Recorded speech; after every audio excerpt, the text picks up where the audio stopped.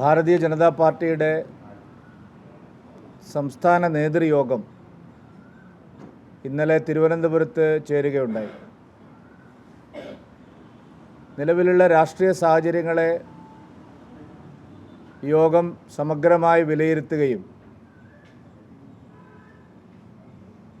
തദ്ദേശ തെരഞ്ഞെടുപ്പിനെ സംബന്ധിച്ചുള്ള വിശദമായിട്ടുള്ള റോഡ് മാപ്പ് തയ്യാറാക്കുന്നതിനും വേണ്ടിയായിരുന്നു ഇന്നലത്തെ യോഗം. സംസ്ഥാനത്ത് വർദ്ധിച്ചു വരുന്ന അക്രമപ്രവർത്തനങ്ങളിലും ലഹരി മാഫിയ സംഘങ്ങളുടെയും ഗുണ്ടാ സംഘങ്ങളുടെയും ഭീഷണമായ തോതിലുള്ള അതിക്രമങ്ങളെ സംബന്ധിച്ചും യോഗം ആശങ്ക രേഖപ്പെടുത്തുകയുണ്ടായി. ഒരു മാസത്തിലധികമായി തുടരുന്ന ആശാവർക്കർമാരുടെ സമരത്തെ അവഗണിക്കാനുള്ള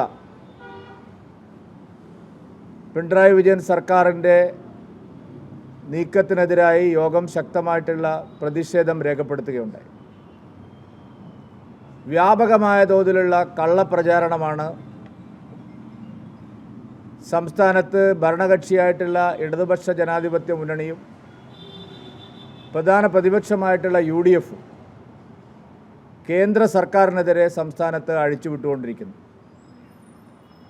കേന്ദ്ര സർക്കാരിനെതിരായിട്ടുള്ള നുണപ്രചാരണങ്ങളെ പ്രതിരോധിക്കാനും സംസ്ഥാന സർക്കാരിനെതിരായിട്ടുള്ള സമരം ശക്തിപ്പെടുത്താനും ഇന്നലെ യോഗം തീരുമാനിക്കുകയുണ്ടായി.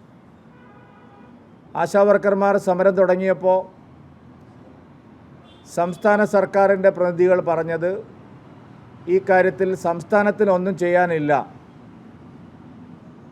എല്ലാ കുറ്റവും കേന്ദ്ര സർക്കാരിൻ്റെതാണ്. കേന്ദ്ര സർക്കാർ NHMൻ്റെ വിഹിതത്തിൽ കുടിശ്ശിക വരുത്തിയത് കൊണ്ടാണ് ആശാവർക്കർമാർക്ക് ശമ്പളം വൈകുന്നത്. ഈ ഒരു പ്രചാരവേലയായിരുന്നു സംസ്ഥാന സർക്കാർ, ആരോഗ്യമന്ത്രിയും മുഖ്യമന്ത്രിയും CPMൻ്റെ നേതാക്കന്മാരെല്ലാവരും പ്രചരിപ്പിച്ചുകൊണ്ടിരുന്നത്. എന്നാൽ വിഷയം പാർലമെൻറ്റിൻ്റെ ശ്രദ്ധയിൽ വന്നപ്പോൾ കള്ളക്കളി സമ്പൂർണ്ണമായിട്ട് പൊളിഞ്ഞുപോയി. കേന്ദ്ര ആരോഗ്യമന്ത്രി ശ്രീ JP നഡ്ഡാജി തന്നെ ഈ വിഷയത്തിൽ സംസ്ഥാന സർക്കാരിൻ്റെ കള്ളത്തര പ്രചരണങ്ങൾ പൊളിച്ചടുക്കുന്ന രീതിയിലുള്ള മറുപടിയാണ് നൽകിയത്. കേരളത്തിൽ NHMന് ഒരു നയാ പൈസ പോലും കുടിശ്ശികയില്ലെന്നും ആശാവർക്കർമാർക്ക് ശമ്പളം കൊടുക്കാനുള്ള ബാധ്യത പൂർണ്ണമായിട്ടും സംസ്ഥാന ഗവൺമെൻറ്റിൻ്റെതാണെന്നും കുടിശ്ശിക ഉള്ളതുകൊണ്ടാണ് ശമ്പളം വൈകുന്നതെന്നുള്ള പ്രചാരണവും പൊളിഞ്ഞുപോയി. കേരളത്തിന് കഴിഞ്ഞ സാമ്പത്തിക വർഷവും ഈ സാമ്പത്തിക വർഷവും അനുവദിച്ച തുകയുടെ വിശദാംശങ്ങളെല്ലാം പാർലമെൻറ്റിൽ വയ്ക്കുകയുണ്ടായി. മാത്രമല്ല, ഗുരുതരമായിട്ടുള്ള മറ്റൊരു വസ്തുതാപരമായ ആരോപണം കൂടി സംസ്ഥാന ഗവൺമെൻറ്റിനെതിരെ ആരോഗ്യമന്ത്രി ഉന്നയിക്കുകയുണ്ടായി. കേരളത്തിൽ ചെലവഴിക്കുന്ന പണത്തിന് യാതൊരു കണക്കുമില്ല, കേരളം നിയമപരമായി നൽകേണ്ട കണക്കുകളൊന്നും തന്നെ കേന്ദ്രത്തിന് സമർപ്പിക്കുന്നില്ല, ദേശീയ ആരോഗ്യ മിഷൻ്റെ പ്രവർത്തനങ്ങളുടെ സംബന്ധിച്ചുള്ള ഒരു തരത്തിലുള്ള വ്യക്തതയും സർക്കാരിനില്ല, ഒരു കാര്യത്തിനും യൂട്ടിലിറ്റി സർട്ടിഫിക്കറ്റ് സർക്കാർ നൽകുന്നില്ല, പണം എങ്ങനെ ചെലവഴിക്കുന്നു എന്നുള്ളതിനെ സംബന്ധിച്ച് ഒരു വ്യക്തതയും സംസ്ഥാന ഗവൺമെൻറ്റിനില്ല, കേന്ദ്രത്തിന് അത്തരം കണക്കുകളൊന്നും കൈമാറുന്നില്ല. അതിനുശേഷം കേരളത്തിൻ്റെ മുഖ്യമന്ത്രി ദില്ലിയിൽ ധനകാര്യമന്ത്രി ശ്രീമതി നിർമ്മല സീതാരാമനുമായി കൂടിക്കാഴ്ച നടത്തുകയുണ്ട്. പ്രാതൽ കഴിച്ചുകൊണ്ട് നടത്തിയ കൂടിക്കാഴ്ചയിൽ കേരളത്തിൽ ഇടതുപക്ഷ ജനാധിപത്യ മുന്നണിയും സർക്കാരും ഉന്നയിക്കുന്ന ആരോപണങ്ങളൊന്നും തന്നെ ധനകാര്യമന്ത്രിക്ക് മുമ്പിൽ അവർ ഉന്നയിച്ചില്ല. കേന്ദ്രം കുടിശ്ശിക നൽകാനുണ്ട് എന്നുള്ള വാദം മുഖ്യമന്ത്രി പിണറായി വിജയൻ ധനകാര്യമന്ത്രിയുടെ മുമ്പിൽ അവതരിപ്പിച്ചില്ല. അപ്പോൾ അതിനുള്ള കാരണം അങ്ങനെ ഒരു കുടിശ്ശിക എന്നുള്ളത് ഒരു കള്ളക്കഥ മാത്രമായിരുന്നു. ധനമന്ത്രിയെ കണ്ട് പിണറായി വിജയൻ പ്രാതൽ ചർച്ച നടത്തിയിട്ടും ആശാവർക്കർമാരുടെ കാര്യത്തിൽ കേരളത്തിൽ നടത്തിക്കൊണ്ടിരിക്കുന്ന പ്രചാരവേല അത് ശരിയായിരുന്നെങ്കിൽ ധനകാര്യമന്ത്രിയുടെ മുമ്പിൽ ഈ കാര്യങ്ങൾ അവതരിപ്പിക്കേണ്ടതായിരുന്നു. അതവർ അവതരിപ്പിക്കാൻ തയ്യാറായില്ല. അതിനർത്ഥം ആശാ വർക്കർമാരുടെ സമരത്തിൻ്റെ കാലത്ത് ഈ കാലത്ത് സർക്കാർ നടത്തുന്ന പ്രചാരണം പച്ച നുണയാണ് എന്നുള്ളതാണ്. ഇപ്പോൾ വ്യാപകമായ കേന്ദ്രവിരുദ്ധ പ്രചാരണം CPM നടത്തിക്കൊണ്ടിരിക്കുക. കേന്ദ്ര സർക്കാർ കേരളത്തെ അവഗണിക്കുന്നു, കേരളത്തോട് വിവേചനം കാണിക്കുന്നു, കേരളത്തിന് അർഹമായ കാര്യങ്ങളൊന്നും നൽകുന്നില്ല എന്നുള്ള വ്യാപകമായ കള്ളപ്രചരണമാണ്. പക്ഷേ ഈ പ്രചാരണമൊന്നും കേന്ദ്ര സർക്കാരിൻ്റെ മുമ്പിൽ വസ്തുതാപരമായി അവതരിപ്പിക്കാൻ സർക്കാരിന് സാധിക്കുന്നില്ല. വസ്തുതയില്ലാത്തത് കൊണ്ടാണ് ധനകാര്യമന്ത്രിയെയും കേന്ദ്രത്തിലെ മന്ത്രിമാരെയും കാണുമ്പോൾ ഇക്കാര്യങ്ങളൊന്നും അവിടെ ചോദിക്കാൻ സർക്കാരിന് സാധിക്കാത്തത്. വയനാട് പുനരധിവാസത്തിൻ്റെ കാര്യത്തിൽ ഇപ്പോൾ കള്ളത്തരം പൂർണ്ണമായിട്ടും വെളിച്ചത്ത് വന്നു. കേന്ദ്രം പണം നൽകാത്തത് കൊണ്ടാണ് പുനരധിവാസം വൈകുന്നത് എന്നുള്ള പ്രചരണമായിരുന്നു ഇവിടെ നടത്തിയത്. പക്ഷേ വയനാട്ടിലെ ദുരിതബാധിതരെല്ലാം ഇപ്പോൾ സമ്മതിക്കുന്നു, പണമില്ലാത്തത് കൊണ്ടല്ല, സർക്കാരിൻ്റെ പിടിപ്പുകേട് കൊണ്ടാണ് പുനരധിവാസം വൈകുന്നത്. ആദ്യം പറഞ്ഞ 10 സെൻറ്റ് ഭൂമി കൊടുക്കുമെന്നായിരുന്നു പറഞ്ഞത്. ഇപ്പോൾ അതിൻ്റെ പകുതിയായി ഭൂമി. വീട് വാങ്ങാൻ ആളില്ല. ഇവർ പറയുന്ന സ്പെസിഫിക്കേഷൻ അനുസരിച്ച് ഇവർ കൊടുക്കുന്ന സ്ഥലത്ത് പുനരധിവസിപ്പിക്കാൻ ഞങ്ങൾക്ക് താല്പര്യമില്ലെന്നാണ് ആൾക്കാർ പറയുന്നത്. സന്നദ്ധ സംഘടനകളും രാഷ്ട്രീയ പാർട്ടികളും എല്ലാം നേരത്തെ പറഞ്ഞ കാര്യത്തിൽ നിന്ന് പിന്നോട്ട് പോയി. കാരണം ഇരട്ടി വില കൊടുക്കണമെന്നാണ് പറയുന്നത്. 1000 സ്ക്വയർ ഫീറ്റ് വീടിന് 30 ലക്ഷം രൂപ നിങ്ങൾ തരണമെന്നാണ് പറയുന്നത്. വീടൊഴിഞ്ഞു പോകുന്നവർക്ക് 15 ലക്ഷമാണ് ഇവർ കൊടുക്കുന്നത്. നോക്കൂ, ഒരു സർക്കാർ ദുരന്തത്തെ എത്രമാത്രം കൊള്ളയടിക്കാനുള്ള അവസരമാക്കി മാറ്റുന്നതിനുള്ള തെളിവാണിത്. വീട് വേണ്ട, ഞങ്ങൾക്ക് വീടും സ്ഥലവും വാങ്ങാനുള്ള പണം നൽകിയാൽ അതിന് 15 ലക്ഷം കൊടുക്കുന്നു. വീട് വെച്ച് കൊടുക്കാൻ സന്നദ്ധരായിട്ട് വരുന്നവരോട് പറഞ്ഞ് നിങ്ങൾ 30 ലക്ഷം തരണമെന്നാണ്. 2 എസ്റ്റേറ്റുകൾ ഏറ്റെടുത്തു എന്നായിരുന്നു അവകാശവാദം. ഇപ്പോൾ 2 എസ്റ്റേറ്റ് പോയിട്ട് ഒരേ എസ്റ്റേറ്റായി. ആ ഒരേ എസ്റ്റേറ്റിൻ്റെ കാര്യത്തിൽ തന്നെ പല തർക്കങ്ങൾ നിലനിൽക്കുകയാണ്. സമ്പൂർണ്ണമായിട്ട് പുനരധിവാസം അവതാളത്തിലായിരിക്കുന്നു. ആയിരക്കണക്കിന് കോടി രൂപ സംസ്ഥാന ഗവൺമെൻറ്റിൻ്റെ കയ്യിലുണ്ടായിട്ടും ഇത്രയും ദിവസമായിട്ടും വയനാട് പുനരധിവാസത്തിൻ്റെ കാര്യത്തിൽ ഒരു നടപടിയും സർക്കാർ എടുക്കുന്നില്ല.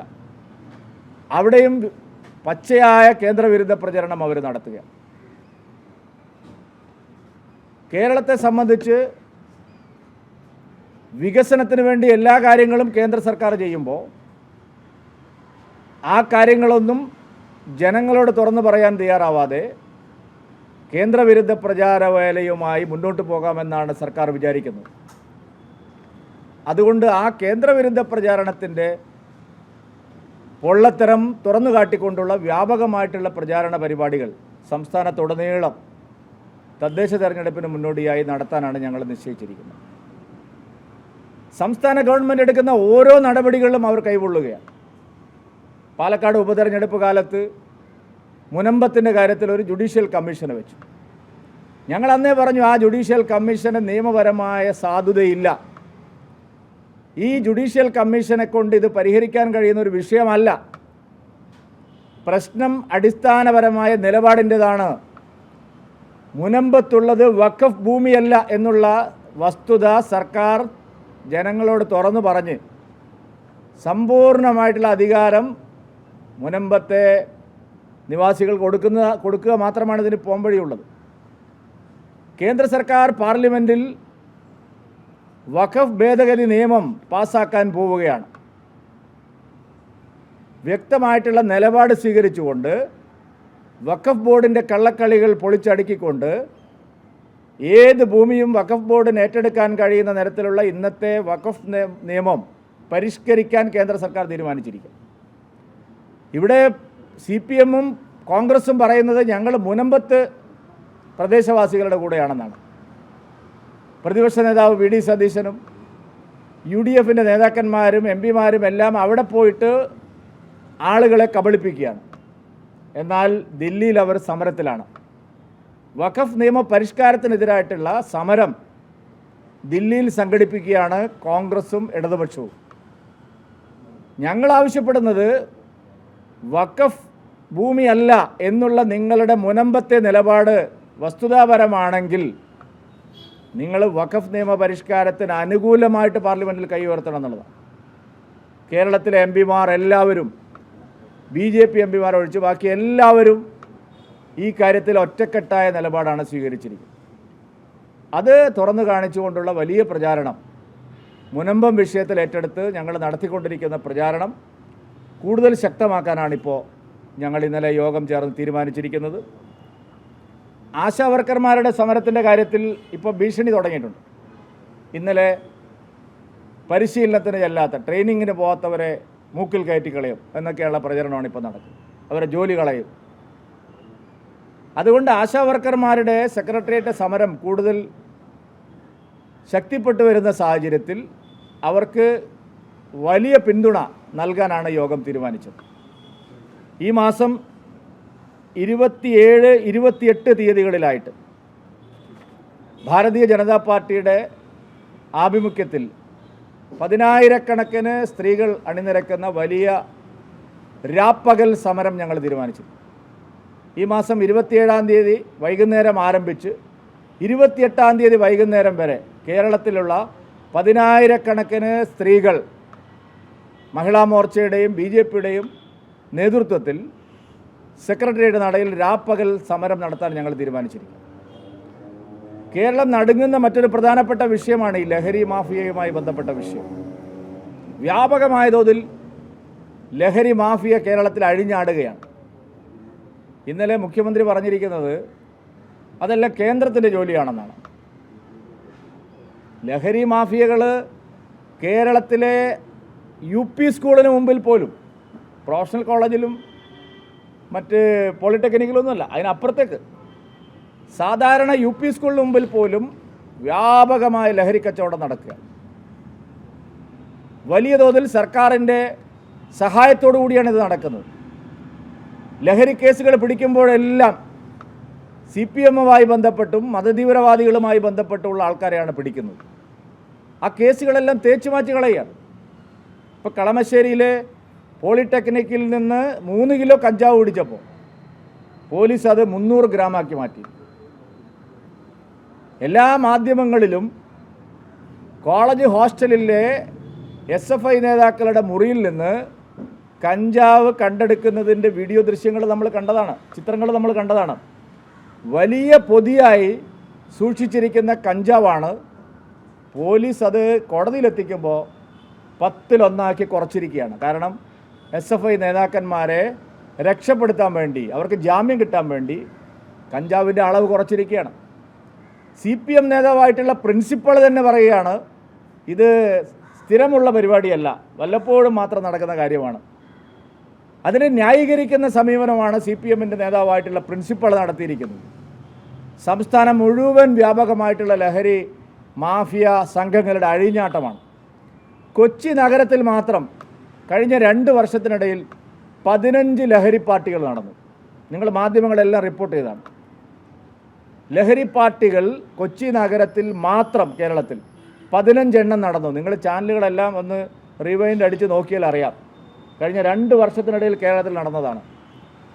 ഒരിടത്തും നടപടി ഉണ്ടായില്ല. ഉന്നതരായിട്ടുള്ള ആൾക്കാരാണ് ലഹരി പാർട്ടികൾ നടത്തിയത്.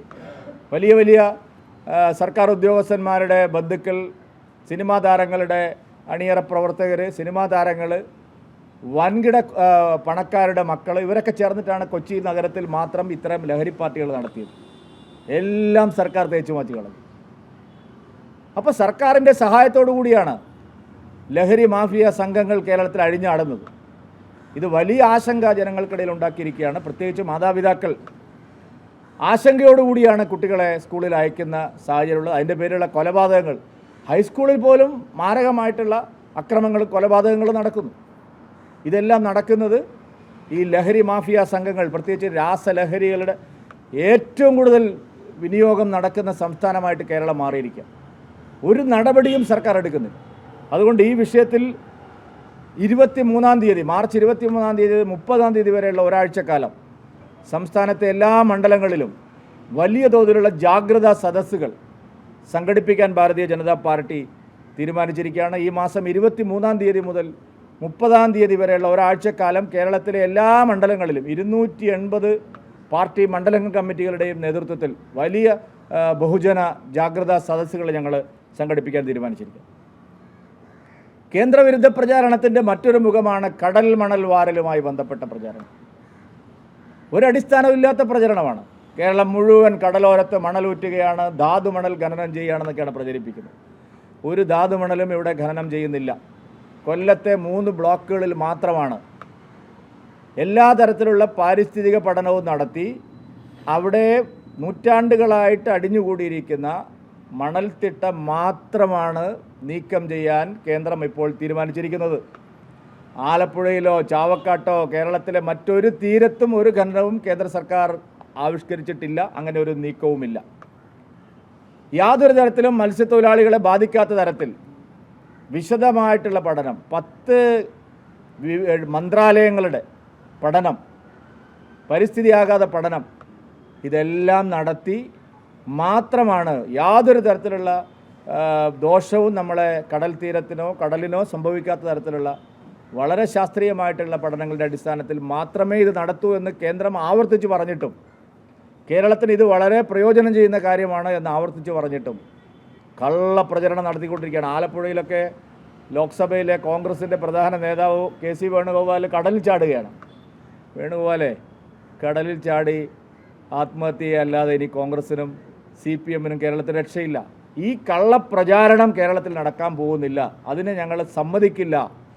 എല്ലാ വിഷയങ്ങളിലും വ്യക്തതയോടുകൂടി ജനങ്ങളെ സമീപിച്ച് ഈ കാര്യങ്ങൾ ബോധ്യപ്പെടുത്താനാണ് ഞങ്ങൾ തീരുമാനിച്ചിരിക്കുന്നത്. ഏപ്രിൽ 5-ാം തീയതി കൊല്ലത്ത് കടൽ മണൽ വാരലുമായി ബന്ധപ്പെട്ട വിഷയത്തിൽ വ്യാപകമായ ജനപിന്തുണ സംഘടിപ്പിച്ചുകൊണ്ടൊരു വലിയ ബഹുജന സമ്മേളനം ഞങ്ങൾ നടത്തി. അതിൻ്റെ മുഴുവൻ വിശദാംശങ്ങളും ജനങ്ങളെ ബോധിപ്പിക്കാൻ തീരുമാനിച്ചു. ഏപ്രിൽ ആദ്യ വാരം തിരുവനന്തപുരത്ത് ഈ പറയുന്ന ആളുകളെല്ലാം ക്ഷണിച്ച് ഈ വിഷയത്തിൽ ഇപ്പോൾ പ്രചാരണത്തിലുള്ള എല്ലാവരെയും, ഇതിൽ ആശങ്കയുള്ള എല്ലാവരെയും ഉൾപ്പെടുത്തിക്കൊണ്ടുള്ള വലിയൊരു സെമിനാർ ഞങ്ങൾ ഈ വിഷയത്തിൽ നടത്താൻ തീരുമാനിച്ചിട്ടുണ്ട്. തദ്ദേശ തെരഞ്ഞെടുപ്പിൽ കേരളം മുഴുവൻ ഈ ലോക്കൽ ബോഡി സ്ഥാപനങ്ങളെ, തദ്ദേശ സ്ഥാപനങ്ങളെ ഞെക്കിക്കൊല്ലുകയാണ് സർക്കാർ. അപ്പോൾ ആ വിഷയം ഫണ്ടില്ല ഒന്നിലും. അർബൻ PMAY നിലച്ചു, കരാറിൽ ഒപ്പിടാൻ സർക്കാർ തയ്യാറായില്ല. ജൽജീവൻ മിഷൻ നിലച്ചു, ആയുഷ്മാൻ ഭാരത് നിലച്ചു. കേരളത്തിൽ കേന്ദ്രം നേരിട്ട് നടത്തുന്ന, സംസ്ഥാന ഗവൺമെൻറ്റുമായി സഹകരിച്ച് നടത്തുന്നതുമായിട്ടുള്ള എല്ലാ പദ്ധതികളും അവതാളത്തിലായിരിക്കും. എല്ലാ പദ്ധതികളും അവതാളത്തിലായതിന് കാരണം സംസ്ഥാനത്തിൻ്റെ വിഹിതമില്ലാത്തതുകൊണ്ടാണ്. കേന്ദ്രം നേരിട്ട് നടത്തുന്ന പരിപാടികൾ മാത്രമേ ഇവിടെ നടക്കുന്നുള്ളൂ. കേന്ദ്ര സംസ്ഥാന സർക്കാരുകൾ സംയുക്തമായി നടത്തുന്ന ഒരു പദ്ധതിയും കേരളത്തിൽ നടപ്പാവുന്നില്ല. എല്ലാം കാരണം സംസ്ഥാന സർക്കാരിൻ്റെ പിടിപ്പുകേടാണ്. അതിനെതിരായി തദ്ദേശ സ്ഥാപനങ്ങളിൽ മുഴുവൻ, കേരളത്തിലെ എല്ലാ തദ്ദേശ സ്ഥാപനങ്ങളിലും വ്യാപകമായിട്ടുള്ള പ്രചാരണവും പ്രക്ഷോഭവും ഞങ്ങൾ നടത്താൻ നിശ്ചയിച്ചിട്ടുണ്ട്. പദയാത്രകൾ, ഗൃഹസമ്പർക്കം തുടങ്ങി എല്ലാ പ്രചാരണ പരിപാടികളും എല്ലാ തദ്ദേശ സ്ഥാപനങ്ങൾക്ക് മുമ്പിലും വലിയ തോതിലുള്ള പ്രതിഷേധങ്ങളും ഞങ്ങൾ നടത്താൻ നിശ്ചയിച്ചിരിക്കുക.